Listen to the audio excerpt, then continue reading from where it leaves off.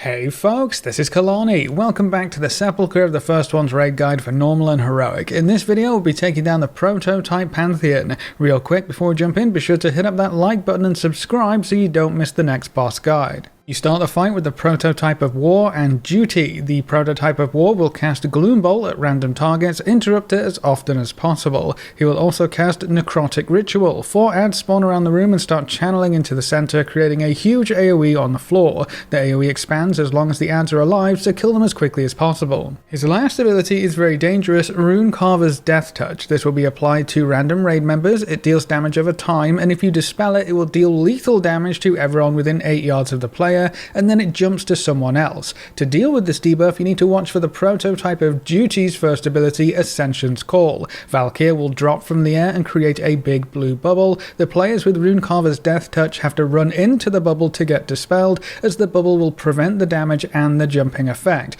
Do not dispel anyone until they are inside of one of these bubbles. If you only get one bubble, you're going to need to mass dispel the debuffs. This boss will also jump away and cast Windswept Wings. He will push everyone away from her and spawn big swirls. If you get hit by a swirl, you'll get stunned, so dodge all of the swirls. She also uses Humbling Strikes on your tank, dealing damage and AoE damage to the raid for each stack, so tank swap to keep the stacks low. When either of these two bosses get down to 50% health, they jump away and you enter phase 2. The Prototype of Renewal and Absolution jump in with some different abilities. The Prototype of Renewal will cast Anima Bolt at random targets, interrupt that as much as possible. She also summons little tornadoes of anima, you need to dodge those as well, and she creates portals at the edge of the room. Little lines of fey creatures will cross the platform, you also need to dodge those. Her main big ability is Withering Seeds. She spawns several seeds across the area that need to be healed up. When they're fully healed, a seed will burst for AoE healing across your entire raid and give everyone a 25% increased healing buff for 30 seconds.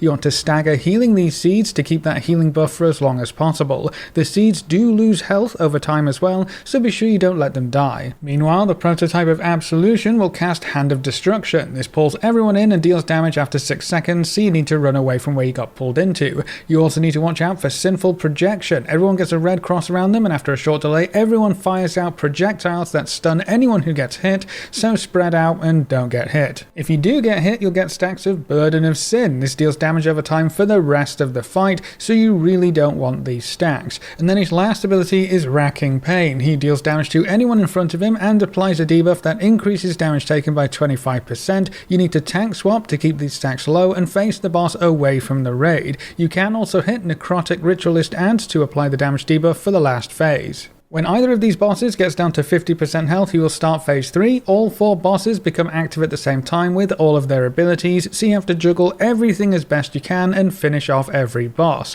On heroic mode, all of the bosses have to die within 20 seconds of each other, otherwise they heal to full health, so be sure to damage them all evenly. And that's all you should need to take down the Prototype Pantheon on normal and heroic. Stay tuned for more boss guides for the rest of the Sepulcher of the First One's raid. Thanks for watching folks, good luck and have fun, and as always I'll see you next time.